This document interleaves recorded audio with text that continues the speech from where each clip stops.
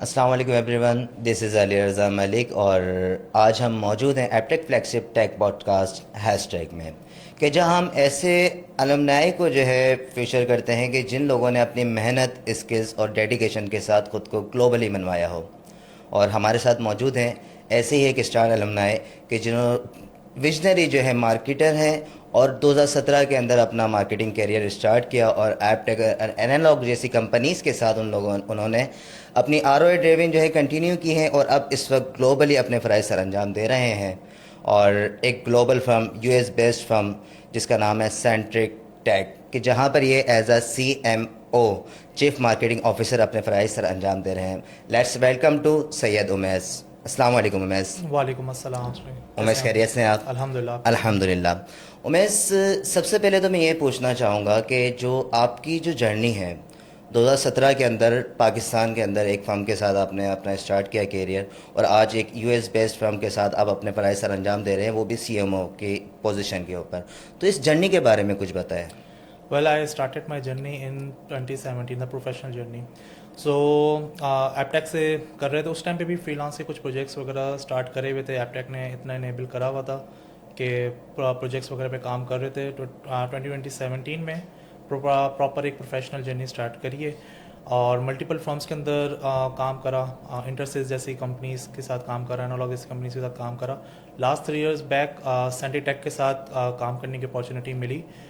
US based firm थी, यहाँ पर उन लोगों को अपना एक्सपेंशन करना था, चीज़ें वगैरह करनी थी, तो मार्केट एक्सपेंड करना था। यहाँ पर उनको अपने बैक ऑफिस सेटअप करने थे, तो उसमें उस टाइम पे मेरी इंट्रोडक्शन वहाँ पर हुई, चीज़ें वगैरह वहाँ पर स्टार्ट हुई उनके CEO से, उनके डायरेक्टर से।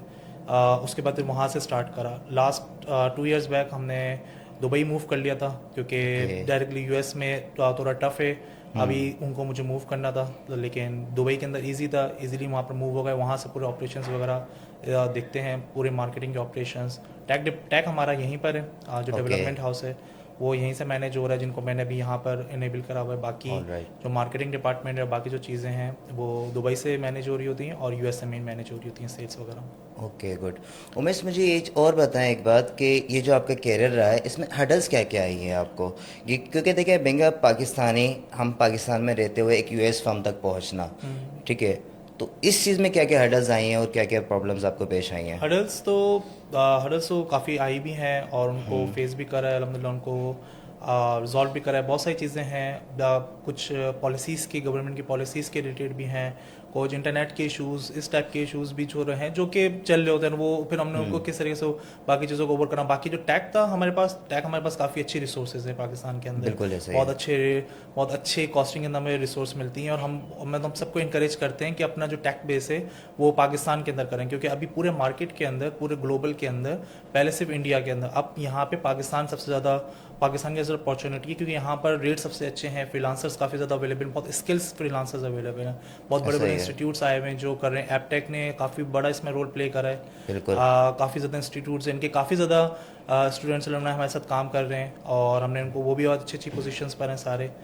तो ये इस टाइम मेनली जो इंटरनेट के इश्यूज़ थे, ट्रेनिंग के इश्यूज़ थे, थोड़े प्रोफेशनलिज्म के इश्यूज़ थे, क्योंकि हम लोग स्किल्स फुल तो हो जाते हैं, उसके बाद फिर हमें कुछ सॉफ्ट स्किल्स चाहिए होती हैं, तो उसके अंदर थोड़े बहुत इश्यूज़ थे, लेकिन वो सारी चीज़ें आहिस्ता आहिस्ता ओवरकम हो गई अल्हम्दुलिल्लाह। वी आर गोइंग गुड अल्हम्दुलिल्लाह, Pakistan is going great. So we have a very good hope with tech industry with Pakistan. So inshallah. चलें उमेश, मेरा आपसे अगला सवाल ये है कि एपटेक से आपने जो है ग्रेजुएट किया है, ठीक है, एपटेक के अंदर रहते हुए ऐसी कौन सा लम्हा था, ऐसा कौन सा वक्त था कि आपको रियलाइज़ हुआ कि हाँ भाई, टेक और मार्केटिंग फील्ड को लेकर ही मैंने अपना कैरियर स्टार्ट करना है? उस चीज़ के बारे में कुछ आप बताएं। Very good question.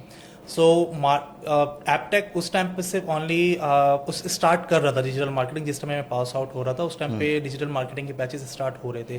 जो मेरा था, मैंने सॉफ्टवेयर इंजीनियरिंग करी थी, बिल्कुल। तो इस पर मुझे बहुत ही ज़्यादा, जो मुझे आज CMO की पोजीशंस मिली हैं, सब चीज़ें, तो ये सब मुझे इस पर बहुत बड़ा बैक रोल था कि मुझे कोडिंग आती थी, मुझे बिल्कुल। अंडरस्टैंड करना आता था, क्योंकि डिजिटल मार्केटिंग में जो आजकल के डिजिटल मार्केटर्स हैं उनको इतने इनेबल नहीं है, इतने ज़्यादा इनेबल नहीं हो पाते कि उनको कोडिंग अंडरस्टैंड करें। वो डिपेंडेंट होते हैं डेवलपर्स के, ऐप डेवलपर्स के कोड ऐड करने के लिए, वेबसाइट डेवलपर्स के उनके डिपेंडेंट रहते हैं। अब मेरे इतना इनेबल था कि कोई डिबग करना है, कुछ भी करना है कोड्स के साथ इनिशियल फेजेस के अंदर, तो मुझे उसने काफ़ी ज़्यादा हेल्प करा, क्योंकि मुझे कोडिंग की नॉलेज थी, मुझे अंडरस्टैंड होता था कि किस तरीके से कोड प्लेस करना है, क्या क्या मॉड्यूल्स, और हमने मल्टीपल एप्टेक के अंदर हमने मल्टीपल लैंग्वेजेस के ऊपर काम करा था, प्रैक्टिकल करी थी सारी चीज़ें, फ्रॉम HTML टू हमने .NET के अंदर तक का काम करा था, बिल्कुल ऐसे ही है। मोबाइल ऐप डेवलपमेंट के अंदर हमने पूरा काम करा था, तो मुझे सारी चीज़ें पता थी किस तरीके से ऑप्टिमाइजेशन करते हैं।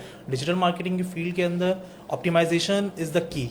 तो जो ऑप्टिमाइजेशन के लिए आपको कोडिंग अच्छी आनी चाहिए, आपको कोडिंग इनेबल होनी चाहिए, ताकि आप उसको प्रॉपर तरीके से ऑप्टिमाइज कर सकें और डेवलपर्स के साथ आप उसी के लेवल पे कम्युनिकेशन कर सकें, क्योंकि आप जितना अच्छा उसको एक्सप्लेन करोगे उतना अच्छा ही वो रिजल्ट प्रोड्यूस करेगा। बिल्कुल ऐसा ही तो है। ये सब चीज़ें एपटेक ने मुझे काफ़ी ज़्यादा इस चीज़ों पर इनेबल करा हुआ था, तो मुझे इन सब चीज़ों में बहुत हेल्पफुल हुआ था।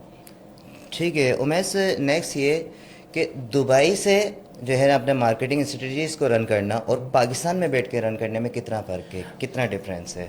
काफ़ी ज़्यादा फ़र्क है। देखिए दुबई के अंदर मेनली जैसे दुबई के अंदर मैनेज करना, वहाँ का work culture everything is different. वहाँ पर आपके पास बहुत सारी चीज़ों का एक्सेस होता है। वहाँ पे दुबई के अंदर सारे हेडक्वार्टर्स है, पूरे महीने के गूगल के हेडक्वार्टर्स है। वहाँ पर आपको अपॉइंटमेंट्स बहुत जल्दी मिलती हैं। अगर if you are facing something issue regarding the Google ads, regarding Odoo, regarding the Microsoft, so if you are giving your UAE credentials, they will give you a priority as compare to if you are giving the Pakistani credentials और this kind of Asian credentials. So that's why इसमें मुझे बहुत ज़्यादा helpful हुआ था। वहाँ से आके मुझे आइडिया हुआ था कि हम किस तरीके से पार्टनर बैचेस अप्लाई करेंगे, किस तरीके से हम पार्टनर बन सकते हैं, गूगल के पार्टनर्स, माइक्रोसॉफ्ट एडवर्टाइजिंग पार्टनर्स हम किस तरीके से कर सकते हैं। तो ये सारा मुझे वहाँ से सब चीज़ें ड्राइव हुई थी, वहाँ से अंडरस्टैंड हुआ सारी चीज़ों को।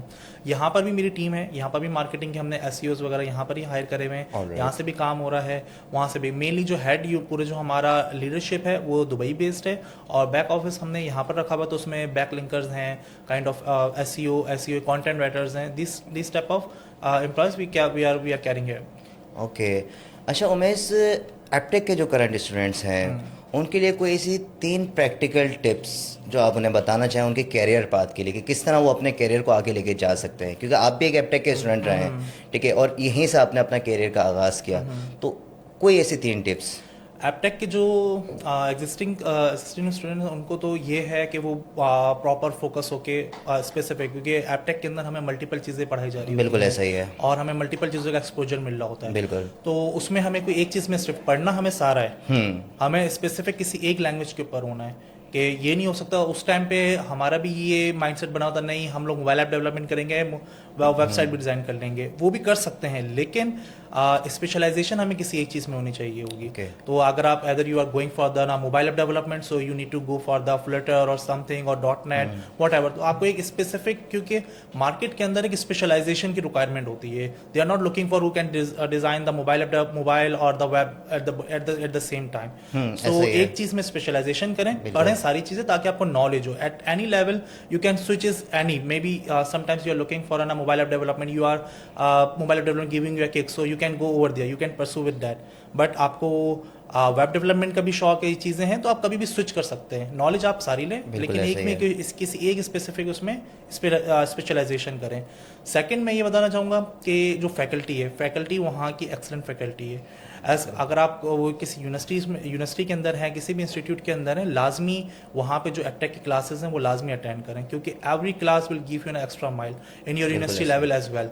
बिकॉज सी यूनिवर्सिटी लेवल में अगर आप यूनिवर्सिटी भी साथ साथ कर रहे हैं तो वहाँ पर आपको थ्योरी बेस्ड पढ़ रहे होंगे, अगर आप एपटेक भी साथ साथ करें तो वहाँ पर आपको यूनिवर्सिटी के अंदर एक्स्ट्रा माइल मिलेगा, क्योंकि you can easily understand what they are teaching you, because in university they are just giving you the theory knowledge in the starting level, at some after second semester third semester they are giving you the professional knowledge, the life experience, but from in Aptech they are giving you from a first day. So classes ज़रूर attend करें, सारी classes attend करें, workshops होती हैं Aptech के अंदर। I remember कि हमें वर्कशॉप्स होती थी हमारी, उसमें हमें बहुत ज़्यादा हेल्पफुल होता था। सेकंड हमारे टूर्स होते थे, हमारा ड्रास के साथ टूर हुआ था, तो उस टाइम में बहुत अमेज हुआ था। उस टाइम पे एपटेक ने हमारा ड्रास के उस ऑफिस में, हेड ऑफिस में कराची के अंदर है, क्लिफ्टन के अंदर, वहाँ पर हमारा विजिट करवाया था। उससे मुझे बहुत ज़्यादा इंस्पिरेशन मिली थी, मैंने देखा था कि ओके एक्चुअल वर्क लाइफ में किससे, तो ये सब चीज़ें अटेंड करना, वर्कशॉप्स अटेंड करना बहुत ज़रूरी है।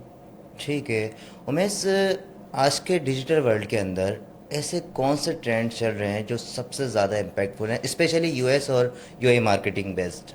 यूएसए और आजकल जो है सबसे ज़्यादा मेनली एआई है। AI Okay. मशीन लर्निंग पे आप काम करें, इस पे ये है कि आगे in future what I am saying के इन फ्यूचर सॉफ्टवेयर इंजीनियर ये सारे होंगे, लेकिन जो एआई इनेबल्स होंगे, एआई के टूल्स इतने ज़्यादा हैं, आपको उसी तरीके से अपने आप को अपग्रेड करना पड़ेगा, एआई इनेबल करना पड़ेगा, ताकि आप एआई के टूल्स को अंडरस्टैंड करें। आपका काम शॉर्ट होगा, आपकी जॉब कहीं नहीं जाएगी, लेकिन आप अगर आप उसको चीज़ें नहीं कर सीख सकोगे तो आप ऑब्सोलीट होते जाओगे एक टाइम पे आने के बाद।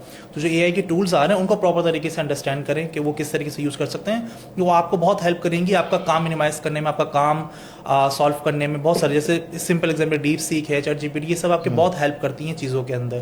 तो एआई अपने आप को इनेबल करें, क्योंकि इन फ्यूचर एआई की डिग्रीज होंगी। जैसे एक टाइम पे आज से 10 ईयर्स बैक सॉफ्टवेयर इंजीनियरिंग और बीएससीएस की बहुत डिमांड थी। बिल्कुल ऐसा ही है। फ्रॉम नाउ मैं ये भी नहीं कहूँगा कि नेक्स्ट 2 या 3 ईयर्स आएंगे, आज से एआई की बहुत ज़्यादा डिमांड हुई है। बिल्कुल। तो आप एआई के अंदर अपनी करियर परसू करें, किसी न किसी तरीके से अपनी फील्ड के अंदर एआई को लाजमी यूज़ करें। अपना ये रखें 50% आपको एआई से काम करवाना है, क्योंकि कंपनीज आगे वही ढूंढेंगी कि एआई बेस्ड जो आपका जितना अच्छा आप एआई को यूज़ कर सकते हैं, जितना अच्छा आप आर्टिफिशियल इंटेलिजेंस टूल्स को यूज़ कर सकते हैं, उतनी अच्छी आपकी प्रॉपर तरीके से आप मार्केट के अंदर परफॉर्म करेंगे और अपनी कंपनी को बेनिफिशियल होंगे। ठीक है। अच्छा उमेश, जैसा कि अभी आप एक टेक फर्म के अंदर है, अगर कोई टेक स्टार्टअप आपके पास आए और कहे उमेश हमें ज़ीरो से स्टार्ट करना है, तो स्टेप बाय स्टेप आपका रोड मैप क्या होगा उनके साथ? स्टेप बाय स्टेप तो मैं उनको यही बताऊंगा कि वो स्टार्ट करें, पहले लोकल मार्केट से चेक करने की कोशिश करें, बिकॉज यूएसए, यूएई, अदर जो रीजन्स है, कनाडा, ये सब रीजन्स के अंदर काइंड ऑफ इन्वेस्टमेंट और वहाँ पर रिस्क ज़्यादा होता है। लोकल मार्केट से स्टार्ट करेंगे, क्योंकि लोकल मार्केट की अंडरस्टैंडिंग होती है, चीज़ों को पता होता है कि भाई किस तरीके से, और यहाँ पर अगर आप कुछ करते हैं, मिस्टेक्स करेंगे ना, तो आपको इतना हिट नहीं करेंगी। तो इस वजह से पहले यूएस मार्केट में जाने से पहले, किसी भी और मार्केट में जाने से पहले लोकल ग्राउंड में, होम ग्राउंड के अंदर प्रैक्टिस पूरी करें। जब वहां पर आप अच्छे से चला लेंगे, चीजें अंडरस्टैंड कर लेंगे, टीम बिल्डिंग करनी होगी मेनली। बिल्कुल ऐसा आप ही डायरेक्ट है। आपके पास if you have an investment, you can jump into the USA market, so you will burn it out everything. So much better ये है कि आप सबसे पहले लोकल मार्केट के अंदर अपनी टीम बिल्ड करें, अपने टीम के प्लेयर्स देखें कि कौन सा आपका बेस्ट प्लेयर है। हायरिंग फायरिंग होती रहेगी, तो आपको अपने उसमें टीम बिल्ड करनी है, तो उसमें टीम बिल्ड कर लेंगे, देन फिर आप किसी भी मार्केट के अंदर, किसी भी रीजन के अंदर आप जाएंगे, यू विल बी सक्सेसफुल। ठीक है।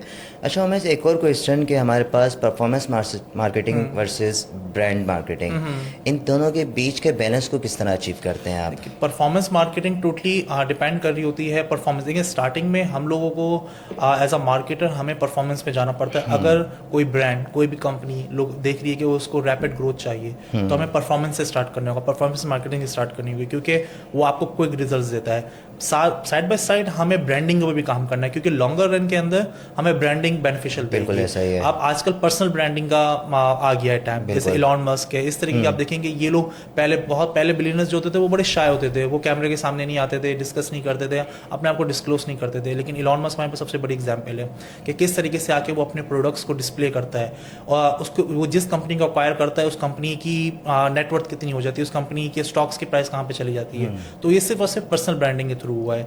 तो ब्रांडिंग बहुत इंपॉर्टेंट है, बट बिफोर दैट किसी भी कंपनी को किक स्टार्ट करना है, रैपिडली स्टार्ट करना है, मार्केट के अंदर नेम बनाना है, चीज़ें करनी है, क्लाइंटेल करना है, परफॉर्मेंस से स्टार्ट करें, पर ग्रेजुअली जैसे उनके पर क्लाइंटेल अच्छा हो जाएगा, मार्केट के अंदर नॉन हो जाएंगे, फिर ब्रांडिंग के ऊपर जरूर काम करें। फ्रॉम द फर्स्ट डे ही needs to work on the branding, but definitely branding will not give you the results और the ROI from a first year. So side by side आपको काम करना है, लेकिन but definitely it will give you a very benefit in the longer run. ठीक है। अच्छा उमेश, जैसे कि अभी आपने कुछ देर पहले बताया था कि आपको आपके कैरियर के अंदर कोडिंग से बहुत ज़्यादा बेनिफिट्स मिले हैं, क्योंकि आपको कोडिंग आती थी, चीज़ें आती थी। तो उसी के ऊपर अगर हम थोड़ा सा चलें कि जिस वक्त आप एपटेक के स्टूडेंट रहे, तो आपकी फेवरेट लैंग्वेज कौन सी थी? प्रोग्रामिंग लैंग्वेज या कोई भी स्ट्रेक, कौन सा आपका फेवरेट था? मुझे सबसे ज़्यादा .NET सबसे ज़्यादा इंस्पायर करा था मुझे good. .NET ने, क्योंकि उसमें काफ़ी ज़्यादा लॉजिक्स थी, चीज़ें थी, और फिर मैंने उसको आगे परसू नहीं करा था, क्योंकि वो एक डिफरेंट फील्ड था। एज आई टोल्ड यू कि मुझे किसी एक चीज़ में स्पेशलाइजेशन हो रहा था, लेकिन जो क्योंकि मुझे वहाँ पर एपटेक में यही मुझे बेनिफिशियल होता था कि मैं लर्निंग करता था, ऑनलाइन भी लर्निंग कर रहा होता था मैं, लेकिन मुझे बेनिफिट होता था मैं क्लास, अच्छा बाकी जो स्टफ है, चीज़ें मैं साथ साथ प्रोजेक्ट्स भी करता था। तो इसमें ये था कि .NET में मुझे ज़्यादा फैसिनेटिंग लग रहा था। MVC में उस टाइम पे काम हुआ करता था, अब तो कोर आ गया है, तो उस टाइम पे MVC पे काम होता था। मुझे उस टाइम पे बड़ा फैसिनेटेड होकर यार इस तरीके से होता है, इतने ज़्यादा मॉड्यूल्स होते हैं, और मुझे टफ चीज़ उसमें मुझे ज़्यादा पसंद आ रही होती थी, और उसमें डिमांड बहुत ज़्यादा होती थी। उस टाइम पे सप्लाई कम थी, और आज भी मेरे ख्याल से सप्लाई कम ही है। तो एज कम्पेयर टू, क्योंकि इतने ज़्यादा इंस्टीट्यूट है नहीं, क्योंकि अभी बिल्कुल एपटेक ऐसा ही अपना है। प्ले रोल कर रहा है, कुछ और छोटे इंस्टीट्यूट्स भी हैं, लेकिन अगेन इतने ज़्यादा अभी भी लोग नहीं हैं कि डिमांड को पूरी कर सकें। तो मुझे डॉट नेट उस टाइम पे बहुत ज़्यादा पसंद आई थी। एप्टेक के टाइम का कोई फेवरेट प्रोजेक्ट जो आपने उस वक्त किया हो, ठीक है, और आज तक याद हो यार मैंने वो प्रोजेक्ट पे काम किया था, और हमने उस टाइम पे एलएमएस पे काम करा था एपटेक के ओके। अंदर, क्योंकि उसने में काफ़ी ज़्यादा, क्योंकि उसमें फिर हम लोग सिलेक्ट भी हुए थे कि जो एपटेक का ग्लोबल लेवल पे कंपटीशन होता है उसके ऊपर भी हम लोग ओके, गए थे। टेक्विज़ की हाँ, बात कर रहे हैं टेक्विज़ आप, की, ओके बिल्कुल। गुड। तो उसमें मैं बहुत अच्छा एक्स्ट्रा माइल दिया था कि हमें आइडिया होता उस टाइम पे, हमें पूरा प्रॉपर एपटेक ग्लोबल की तरफ सारे लोग आए हुए थे, पार्टिसिपेट कर बिल्कुल रहे ऐसे ही होता थे। है। तो हमें उस पर आइडिया होता कि सही है वो लोग किस तरीके से प्रेजेंट करें। हमें काफ़ी अच्छी उसमें ट्रेनिंग मिली थी कि हम किस तरीके से global level from the starting level, हमें एपटेक ने इतना इनेबल करा था कि हम ग्लोबल लेवल में किस तरीके से प्रोजेक्ट्स को डिस्प्ले करेंगे, किस तरीके से हमारी प्रेजेंटेशन होनी है, ये सारी चीज़ों में मैं बहुत हेल्पफुल हुआ था। तो वो प्रोजेक्ट डेफिनेटली, क्योंकि उसमें बैक एंड फोर्थ हमने बहुत ज़्यादा करा था, काफ़ी आवर्स हम लोग वहीं पे एपटेक के अंदर में हेड ऑफिस में वहाँ पे स्पेंड करते थे, कैफेटेरिया के अंदर वहीं पे बैठे रहते थे, चीज़ें अगर डिस्कस करते थे सर्स के साथ मल्टीपल। वहाँ पर हमने बहुत ज़्यादा, जो हमारे टीचर्स नहीं भी थे, जो हमें नहीं पढ़ाते थे हमारे ट्यूटर्स, लेकिन दूसरे टीचर्स के साथ उन्होंने हमें अलाइन करा था, जो चीज़ की Okay. एक्सपर्टीज़ रखते थे, उनके साथ हमें इंटरेक्शन करने का मौका मिला था। उन्होंने हमें कई चीज़ें सिखाई थी, क्योंकि एपटेक में हमने एपटेक में इस तरीके से नहीं कहा हम स्पेसिफिक अपने सेमेस्टर टीचर्स के साथ बैठे हुए हैं, नहीं, हम मल्टीपल टीचर्स के साथ वहाँ पर इंटरेक्ट करते थे। वो हमें Okay. जो चीज़, क्योंकि नॉलेज है आपको बिल्कुल कहीं ऐसा से ही भी है। मिल सकती है, बिल्कुल ऐसा तो ही सारे है। टीचर्स, वहाँ सारे टीचर्स कोलैबोरेट करते थे, आपस में बताते थे, एक दूसरे को हेल्प करवाते थे कि स्टूडेंट्स की, कि इस स्टूडेंट को ये रिक्वायरमेंट है, इस पर आपकी एक्सपर्टीज़ है, आप इसको देख लो। तो वो चीज़ मुझे बहुत, एक वो कल्चर मुझे बहुत ज़्यादा इंस्पायर करता था, बहुत अच्छा लगता था कि यार वो उस टाइप का नहीं है कि स्पेसिफिक मेरे टीचर और टीचर के साथ, क्योंकि मैं यूनिवर्सिटी भी साथ साथ कर ही रहा था डीएचएस Okay. से, तो मुझे वहाँ पर कल्चर्स का थोड़ा सा डिफरेंट था कि डेफिनेटली एक यूनिवर्सिटी के अपने डेकोरा में अपनी चीज़ें हैं, अपने प्रोफेसर्स, उनके प्रोफेसर्स इस तरीके से इंटरेक्ट नहीं करते हैं स्टूडेंट्स के साथ जिस बिल्कुल तरीके ऐसा से ही है। इंस्टीट्यूट के प्रोफेसर्स करते थे। तो हमें आइडिया था वो हमारे साथ किस तरीके से कोलैबोरेट कर रहे हैं। वहाँ पर हमें हेजिटेट होता था समटाइम्स यूनिवर्सिटी में कि कोई क्वेश्चन के बारे में कंसर्न पूछ, इवन कि मुझे कोई यूनिवर्सिटी के अंदर भी कंसर्न होते थे, वो मैं एपटेक के इंस्ट्रक्टर के साथ आके, टीचर्स के साथ बैठ के डिस्कस करके उसको रिजॉल्व करा करता था। बिल्कुल। तो वो चीज़ मुझे बहुत अच्छी इंस्पायर करी थी, और उसमें ज़्यादा अच्छा मुझे मज़ा आया था। तो जैसे मैंने प्रॉपर 3 इयर्स कंप्लीट करे, उसके बाद भी हमारा इंटरेक्शन रहा था एपटेक के साथ, और ताहिर अजीज़ हुआ करते थे, सर शब्बीर, इनके साथ हमने बहुत अच्छा, इन्होंने हमें बहुत ज़्यादा चीज़ें सिखाई हैं। मुझे डॉट नेट सर तारिक अजीज़ ने सिखाया था, Okay. अब वो हेड भी हैं। तो बिल्कुल ऐसा और ही है। ये बहुत बेनिफिशियल था कि एपटेक के जो टीचर्स थे, वो कई टीचर जो उन्होंने हमें पढ़ाया वो आज तक भी हैं। तो बिल्कुल आज ऐसा तक ही भी है। हमें कोई इशू आता है, कोई डिस्कस करना है, तो हम उनके साथ चीज़ें डिस्कस करते हैं, पूछते हैं, हमें हायरिंग करनी है, मुझे कोई रिसोर्स नहीं मिल रही है, तो मैं अपने टीचर्स के साथ कोऑर्डिनेट करके उनसे बोल रहा था कि मुझे ये रिसोर्स चाहिए, आप काइंडली मुझे प्रोवाइड कर दें। तो इससे हमें बहुत बेनिफिशियल हुआ था कि हमें टीचर्स हमें प्रोवाइड करते थे, क्योंकि वहाँ पर एपटेक में जो अभी लर्निंग स्टूडेंट्स हैं उनको भी जॉब चाहिए होती है। बिल्कुल ऐसा ही तो है। वो लोकल में ही उनको मिल जाती है जॉब, जो हमारे जिस टाइम पे पास आउट थे, जो हमारे हमसे पहले के जो पास आउट थे वो रिक्रूट हुए हुए थे, तो वो हमारे लिए हेल्प करते थे, वो हमें प्लेसमेंट करवाया करते थे रेफरेंस बेसिस पे कि ये हमारे इंस्टीट्यूट के ये चीज़ें पढ़ी हुई हैं, तो डेफिनेटली इसको हायर कर लो, इसको पता होगा, ऑन हैंड एक्सपीरियंस होगा इसके पास। ठीक है उमेश, जैसा कि आप टेक फर्म के अंदर हैं तो टेक्नोलॉजी से आपकी वाकफियत प्रॉपर रहती है।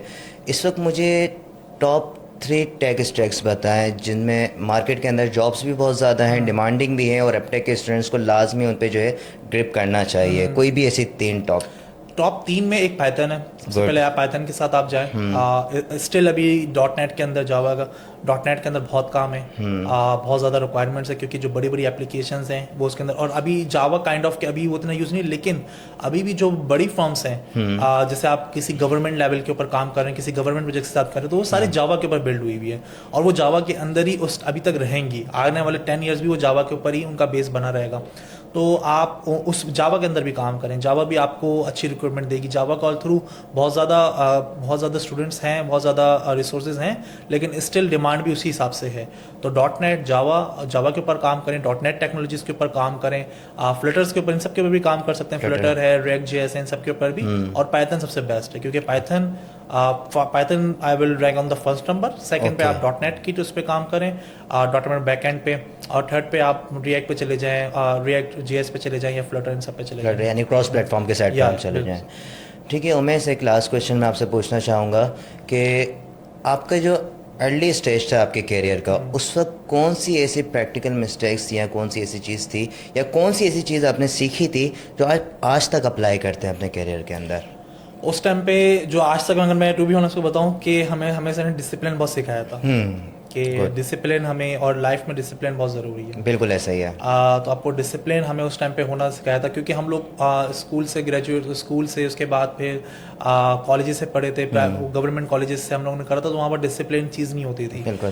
तो लेकिन एपटेक में आने के बाद उन्होंने हमें डिसिप्लिन बहुत, यूनिवर्सिटी ने भी हमें सिखाया, लेकिन एपटेक के अंदर हम लोग ज़्यादा इंटरेस्ट था, हम उनके टीचर्स को ज़्यादा अंडरस्टैंड करते थे, वो हमारे साथ ज़्यादा फ्रेंडली थे, तो उन्होंने हमें डिसिप्लिन चीज़ें वगैरह उन्हें बताया कि ये चीज़ ने मुझे बहुत ज़्यादा हेल्प करी है मेरी लाइफ के अंदर। दूसरा, आपको लर्निंग करनी है, कंटिन्यूस लर्निंग करनी है। इवन कि ये था कि मेरी इनरोलमेंट हुई थी ACCP प्रो के अंदर। ओके। तो नेक्स्ट ACCP डबल उसके अंदर हमें इनरोलमेंट हुई थी। उससे पहले का जो था जिस टाइम मेरी इनरोलमेंट हुई थी, तो ये नहीं था कि उन्होंने मुझे उसी पे इनरोलमेंट रखी, एपटेक ने फिर अपग्रेड कर लिया था अपने सारे सिलेबस, तो प्रो में चले गए थे। आई बिलीव उस टाइम पे प्रो में कन्वर्ट हुआ था, या फिर उसके बाद कोई प्रो था, ई बाद में आया था। ई बाद में, सॉरी, मैं प्रो के अंदर था, हाँ। तो ई बाद में आया था। तो मैं सेकंड सेमेस्टर था, हमारा सेकंड सेमेस्टर के अंदर में हमें अपग्रेड करवा दिया गया। तो यूजुअली मैंने इस बात को बहुत इंस्पायर करा कि भाई अपने हमें टेक्नोलॉजी सारी अपडेटेड फिर बिल्कुल ऐसा ही है। तो अपने आप को कंटिन्यूस अपडेट रखना है। ये नहीं आप एक जगह स्टिक हो गए टेक्नोलॉजी के ऊपर, आपने कमांड कर ली तो आप उसी के ऊपर स्टिक हुए, नहीं, उसी के अंदर आप अपग्रेड करते रहो। मल्टीपल चीज़ें आती जा रही हैं, मल्टीपल,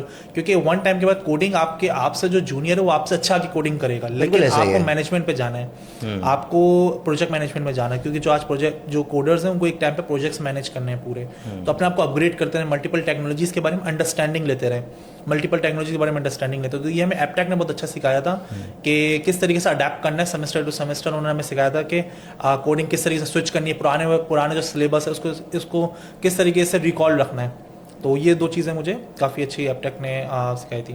ठीक है उमेश, मैं आपसे सिर्फ 5 क्वेश्चन जो है रैपिड फायर के करना चाहूँगा, जिन पर आपने जल्दी से बस मुझे सिंगल 1 या 2 वर्ड्स के अंदर जवाब देना है।